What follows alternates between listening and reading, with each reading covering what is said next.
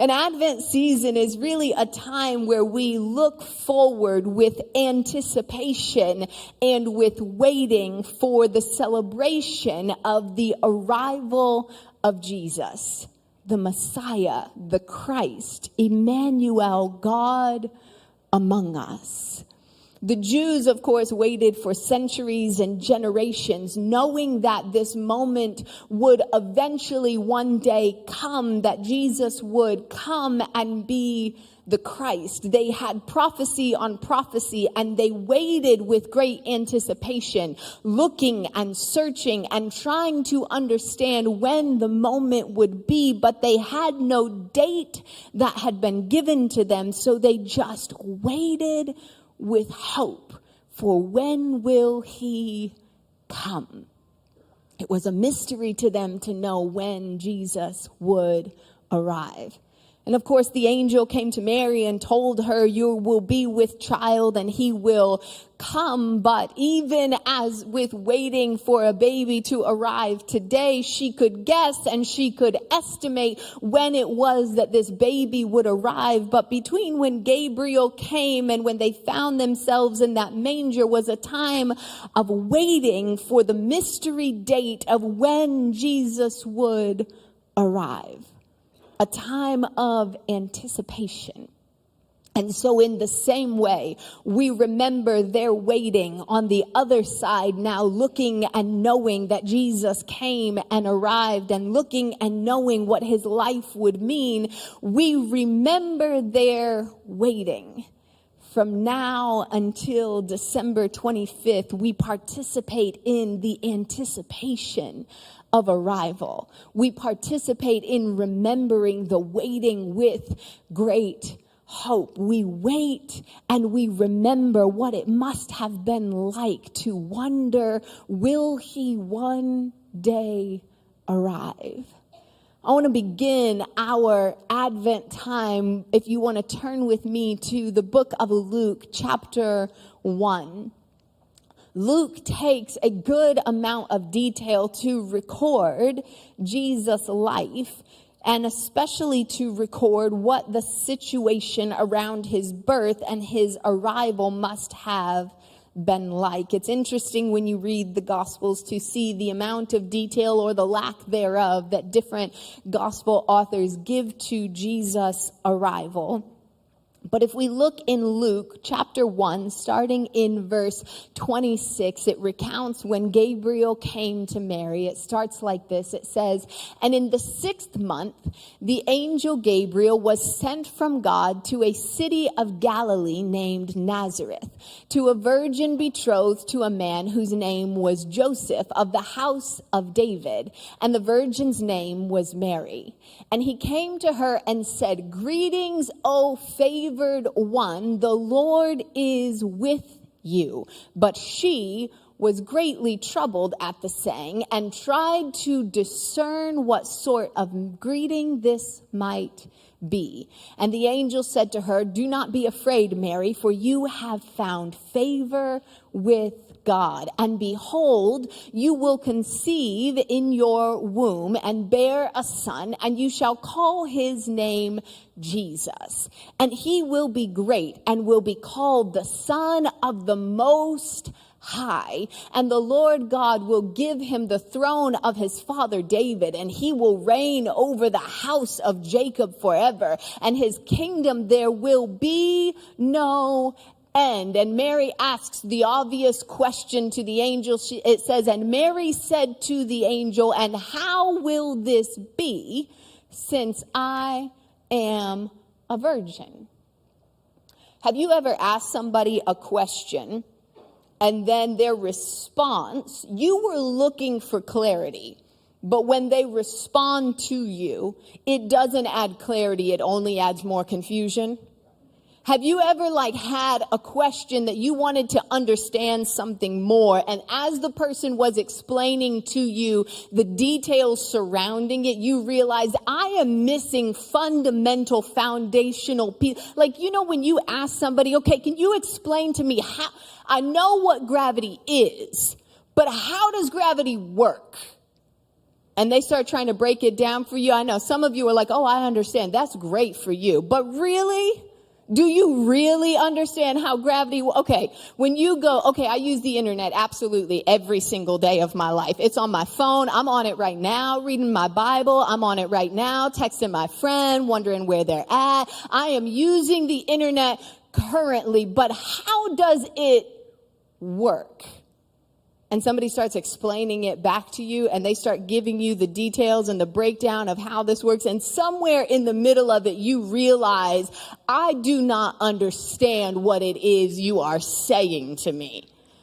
And you start doing that thing where you go, uh-huh. Oh, okay. Oh, yeah. Okay. But actually what you're saying is, I've given up. I don't understand the response to this question, and I'm regretting having ever asked for it, and I'm just going to go back to going, I don't really get. Mary asks a question of the angel that is an obvious next question. Mary goes, I understand the fundamental technicality, logistics required for a baby to be formed, and I'm telling you, none of that has ever happened in my life, but you're telling me a baby's about to be born of me, so could you clarify for me how that is about to happen? And Gabriel goes, sure. This is what Gabriel says to her. He says, oh yeah, absolutely. Luke 1:35, it goes on and he says, and the angel answered her and said, the Holy Spirit will come upon you, and the power of the Most High will overshadow you, and there the child will be born, will be called Holy and the Son of God. Oh. Okay. I'm thinking if I'm Mary, I'm going, that has not added any clarity to me at all. In fact, you have opened up a whole other set of questions now that I have about exactly what it is that you are saying to me. Yet it says that Mary goes, very well then. Let me be the servant that has been chosen and favored by God. Because I think that Mary understood. She must have grasped something in the moment that there was always going to be an element of mystery about this thing. That there was always going to be a part of it that your mind just couldn't quite wrap around. Today, on this 1st of December, I want to talk to us about the gift of mystery. God is a God of great mystery. There is so much mystery in who He is.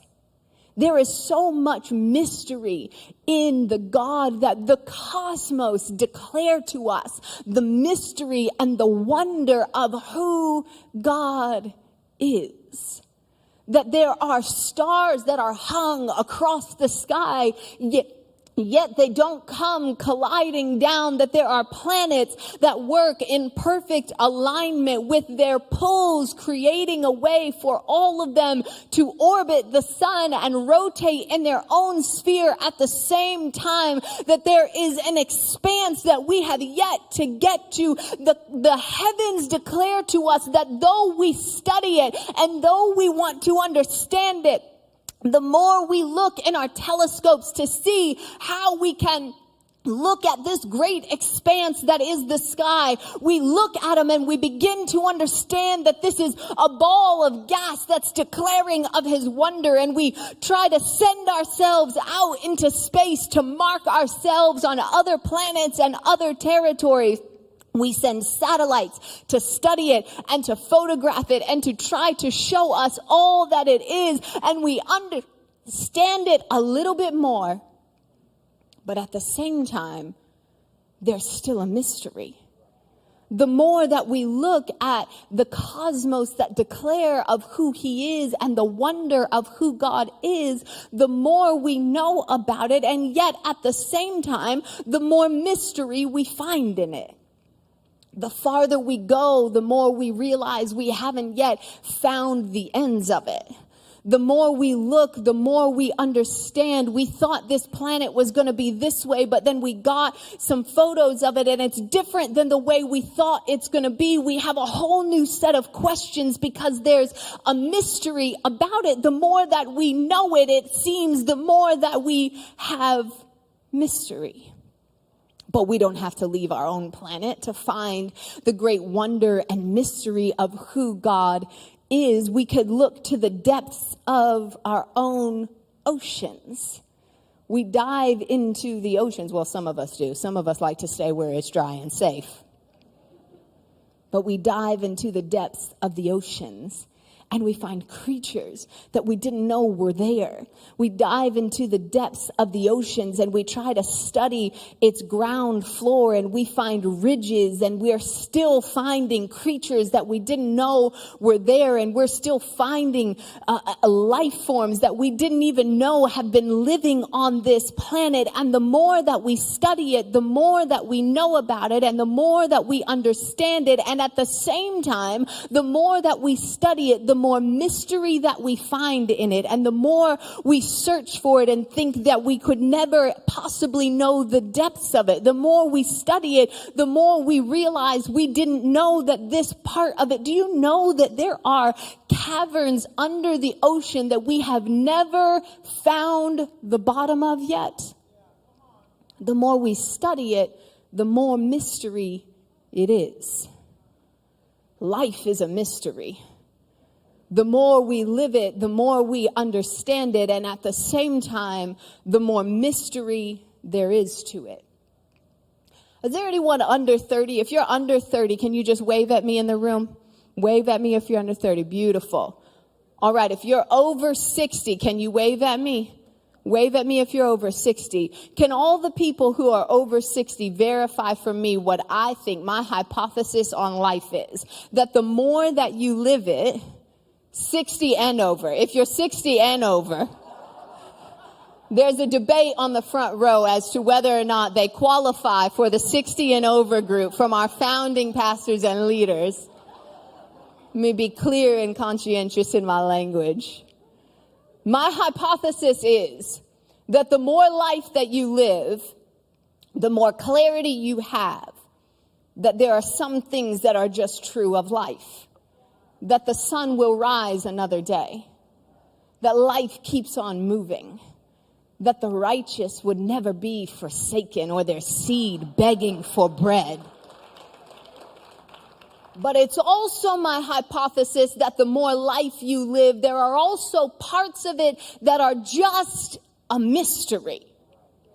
That at the same time, I have more clarity on how life is lived. And at the same breath, I think to myself, I've been living life this long and there are some things that I know for certain. And at the same time, I would say life is a mystery to me. It's a weird paradox about the things that we study and the things that we know, that often the more that we study them, we gain more clarity and we gain more certainty. And at the same time, the more that I study it, the more mystery I have around it. Anyone who's been in a close, intimate relationship, you have a close friend, you have a close sibling, you have a spouse or a partner, or certainly you have children, knows and understands that you know them intimately. And yet, they're a mystery to you. A friend of ours sent us a text message this week with one of those, like, you go to the top of one of the highest buildings that you can find and hook yourself onto a little piece of twine and then throw yourself off of it for the thrill of it, and said, are we doing this? And I looked at that text message and I thought to myself, Phil Ryburn wants to do this. I know that he wants to do it because I know him and I've been studying him and I understand him. But at the same time, it's a mystery. Why would you do this to yourself? The good Lord put our feet on solid ground, on a rock that can never be shaken. Why would you go send yourself? But when the enemy took Jesus to the top of a building and said, would you throw yourself over? He said, I will not be tempted. It's a mystery. It's a mystery to me, while at the same time I know. Because God is a mystery. There is a mystery in who God is. Jesus is a mystery. It is the paradox of who God is and of who Jesus is, that he can be known to us, yet maintain his mystery. It is the mystery of the birth of Jesus, in the coming of Jesus, in the life of Jesus, that in his life and in his earthly form, we gain such a clear picture and such a clear knowledge and such a clear understanding of who he is.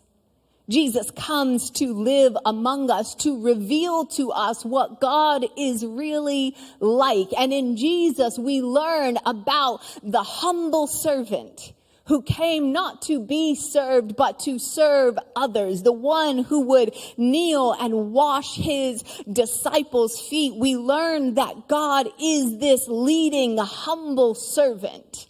In Jesus, we learn about the power, the authority, the steadfastness of the character of who God is, that it says that he taught with such authority like they had never seen it before. And we understand who he is in a fresh way, and we see who he is in the person of Jesus. We gain clarity about the heart of God, that his passion and his compassion is moved for those who are broken and are downtrodden, who are forsaken and who have been cast out among the others, that there's something about who God is, that when I'm hurting and broken and I've been abandoned by all else, that his heart moves towards that. In Jesus, we see it and we get clarity on it. In Jesus, we see that God has a healing hand, able to cast out sickness and infirmity and disease and demonic powers.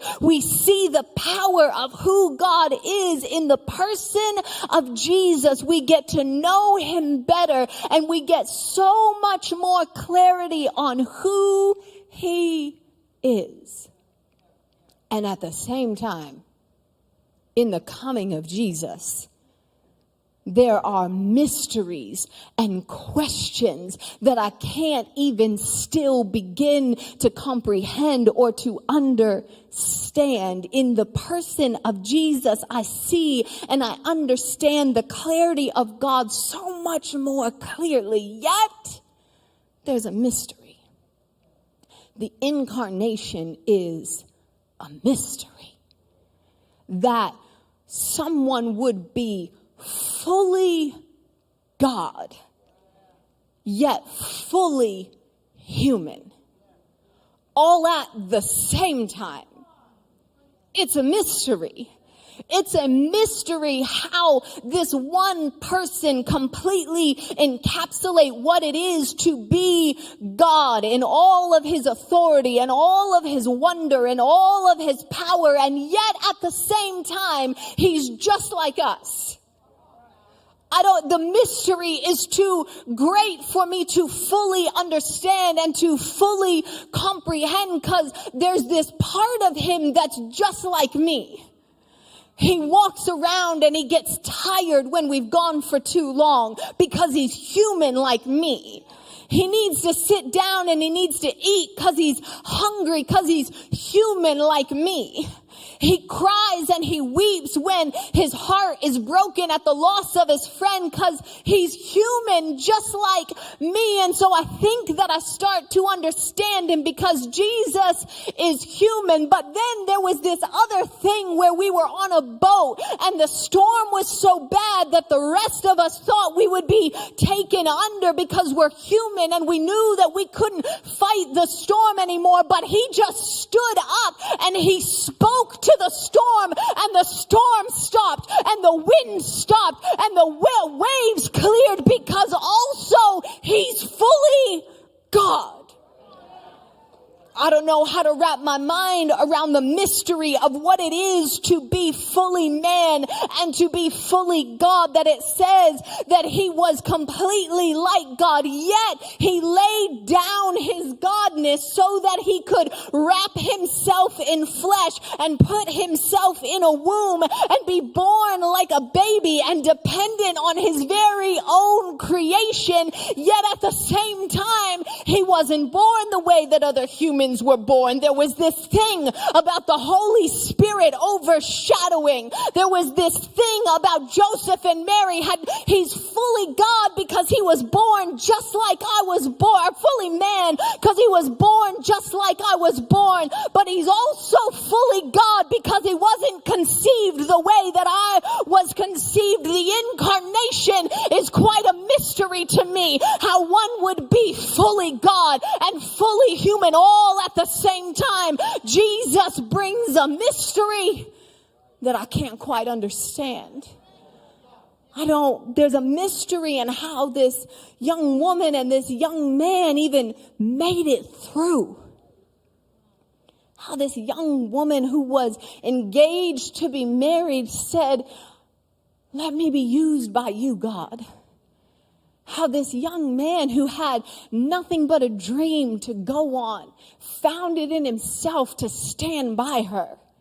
How they found it somehow to stand in the face of the critics, to stand in the face of the gossip. How they found it somehow in themselves to escape to Egypt and build another life for themselves and then return again to it's a mystery to me how they even made it. Is there any parts of your story that are a mystery to you? How you even made it through?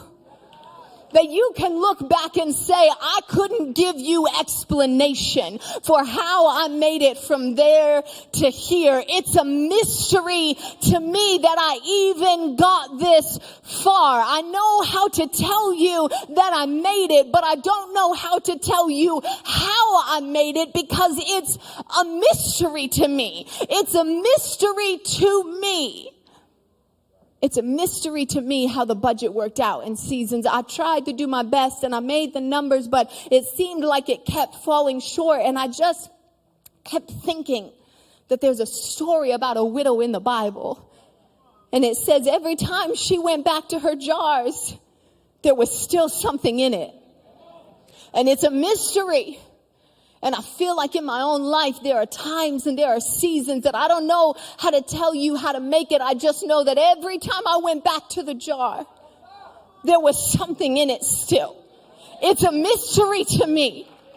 But it seemed like my jar, it's a mystery to me how when the relationship ended and the business went under, it's a mystery to me how I still found some way to make it. It's a mystery to me how I stood when others didn't stand. It's a mystery to me how I kept my right mind when other people lost it. It's a mystery to me how I found a way to make it. When I think about this young couple and how they found a way to make it, I also have to think about my own story and think about how I made it. And it's a mystery.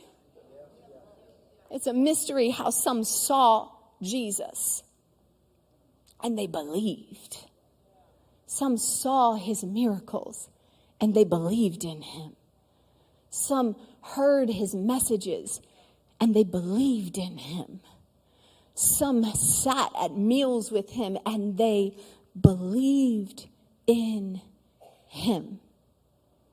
And at the same time, some saw his miracles and criticized when he did them.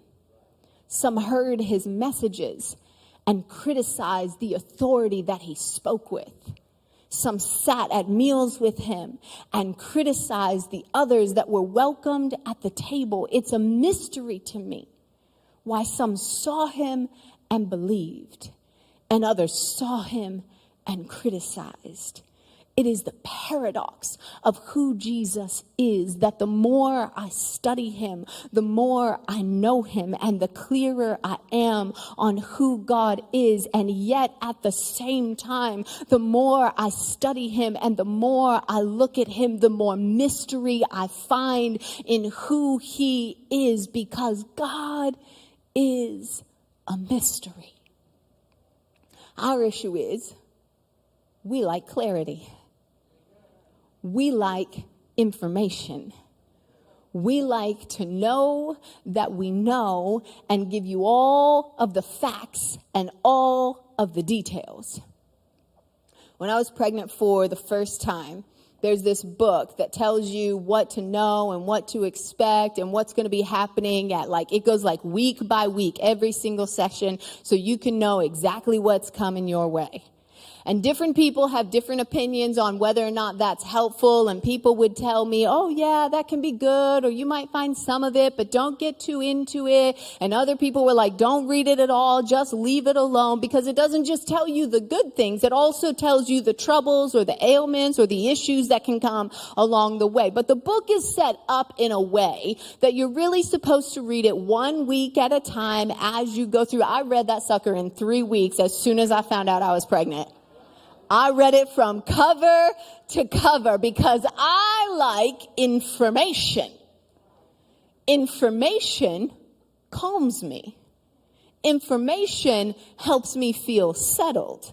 Information allows me to pretend that I have some form of control over what's happening.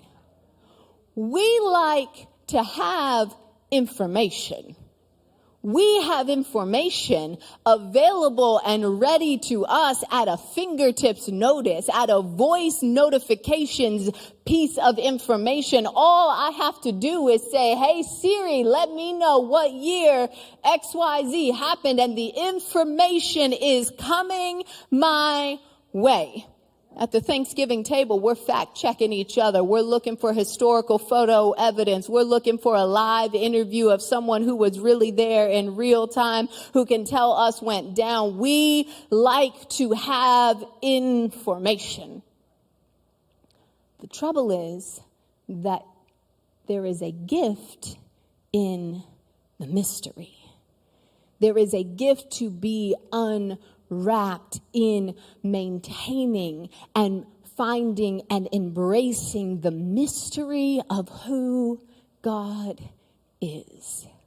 See, mystery gives space in us for desire. It is difficult to have desire when all mystery has been eliminated. Mystery is part of what fuels in us a desire for something. The most obvious example of this is a story of two young, hopeful lovers. And it is the mystery of who this other person is that fuels in me a desire for this person. My desire to understand them more. My desire to learn all of the things I don't know. My desire for the potential possibilities of a future life with this person. Desire is essential to fueling the foundation of that early relationship, and mystery is a must if we are going to fan the flame of desire. In fact, research of relationships will tell you that if too much mystery is eliminated from the relationship too early on in the relationship, it disrupts the bonding that is necessary for a relationship to fully form. Because mystery creates desire. But maybe in a far less consequential way that we would understand as well is, have you ever really wanted to go see a new movie or a new show and then someone told you how it ended? You're talking to them and then they're like, well, because he dies at the end. And you're like, no, I did not know. And they're like, it's the Titanic. But understanding the ending eliminates the mystery of the story. And when the mystery of the story is eliminated, the desire for that thing is squandered in your life, because mystery creates desire. God is a mystery because there needs to be a part of us that desires to be close to him. There needs to be a part of us that desires to be drawn to him. Embracing the mystery of who God is fans the flame of our desire to be with him. And when we have a desire for him, it pushes us to seek him, to seek after God, to seek after who he is, to search to understand him, to search for answers to the questions of the mysteries that we have. Isaiah said to seek him while he may be found. Solomon said it's the glory of kings to search out a matter. Jesus told us that those who seek find. It's our desire that pushes us into seeking, and in our seeking that we can learn more of who he is, and in our seeking that we begin to gaze on who he is. And when we seek after him and we learn about him and we begin to understand him, it moves us into a place of awe for who this God is. The more I know about him and the more I understand about him, and the more that I see him and the more that I understand him, the more in awe of him I am, because now my desire for him moved me to seek him, and my seeking for him moved me into a deeper understanding of the character of who he is, and moved me into a deeper understanding of the nature of who this God is, and moved me into a deeper understanding for the way that his hand moves and works in my life and in the lives of those around me. And it caused me to stand in awe and in wonder of him and say, and who is this great God of ours? And who is this mighty King? And who is this God who hung the stars in the sky, yet allowed himself to come down and be among us? Because I have to stand in awe and in wonder of his creative hand. And when I stand in awe and in wonder of his creative hand, I realize that there are yet mysteries about him that I don't even understand. And it moves me back to desiring to know him more. And it moves me back to understanding who he is more. And it moves my heart to say that there is more about you. I need to be closer to who you are, God. I need to draw closer to you yet, God. There are great mysteries of who you are that I haven't yet comprehended. And there are great mysteries about your name that I haven't yet wrapped my mind around. And there are great mysteries about the working and the moving of your hand that I haven't yet begun to grapple with and understand. So I need to seek you out a little bit more. I need to search your word a little bit more. I need to look at your face just a little bit more. I need to understand and hear the testimonies of those who have gone before me just a little bit more, so that I can search you and understand you. And the more I search him and the more I understand him at a new layer and a new depth and a new part of understanding, the more I stand in awe and in wonder, and I say you're awesome, and I say you're glorious, and I say the works of your hand are many, and I say who is this great God, and I say I can't believe that you would look on me, God, because you're so mighty and you're so awesome and you're so holy and you're so compassionate, and I stand in awe and in wonder of who he is. And it's all because of the mystery. the mystery of who he is, the mystery of this great God of ours, the mystery of understanding who is Jesus that would come and be among us. Who is Jesus that I can understand him, yet there's a mystery in who he is. We have to embrace the gift of the mystery. We have to know that there is a mystery in who he is. This Advent season, embrace the mystery of the wonder of the part that I can never fully comprehend, and allow it to fuel your desire, to push you into seeking, that causes you to stand in awe of who he is. Dietrich Bonhoeffer, in his reflections on Advent, said this that I wanted to share with you today. He said, that is the unrecognized mystery of this world, Jesus Christ. That this Jesus of Nazareth, the carpenter, was himself the Lord of glory. That was the mystery of God. It was a mystery because God became poor, lowly, and weak out of love for humankind. Because God became a human being like us, so that we would become divine. And because he came to us, so we would come to him. It's a mystery. God is a mystery. Jesus is a mystery. He can be known, yet he is a mystery. And his gospel, his good news, his work that he came to accomplish is a mystery. That we who are so far from God and so unlike God could come to be with God, could come to be part of his divine nature, not out of our own hand, not out of our own striving, not out of our own works, not out of our own goodness, but simply because he came to us so that we could come to him. It's a mystery.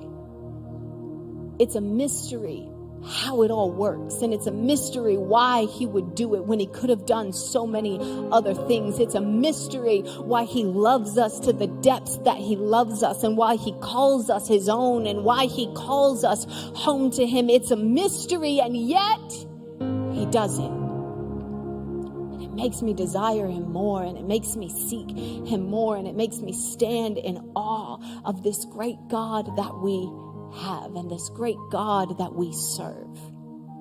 There's a mystery to the working of his hand. And today is a day that some of us are going to say yes to coming in relationship with Jesus again. Because for some of us, the mystery has been a barrier to accepting his love. I don't know if I understand it. You don't have to. It's a mystery. I don't know if it all makes sense to me. It probably never will. It's a mystery. But you get to come home to it still. I'm not sure if he can love me the way I am. He does. It's a mystery why he loves sinners and broken people like us, but he does. It's a mystery why he chooses the broken and the downcast and the hurting. It's a mystery why even those who are in their own arrogance and their own striving, that he calls us home. It's a mystery, but he does it. And all we have to do is say, yes, I want you in my life, Jesus. I want to ask everyone who's able to stand in this room to stand with me as we prepare to pray this prayer together. A prayer for people who are saying, today's my day to come home. We're all going to pray it together. A prayer for people who are saying, today I'm accepting the divine mystery of Jesus' love for me. I like to pray it together because when you come home to Jesus, you come home to him, but you also get to come home to the family of God. And some of us need some new relationships in our life. You can repeat after me. Say, God, I come to you today. I thank you for your son, Jesus. Jesus, I thank you for your life, for your death, and for your resurrection. And today I ask you to come into my life. I'm letting go of a life that was led by me. And I'm taking hold of a life led by you. Holy Spirit, will you teach me how? And keep me in it for all of my days.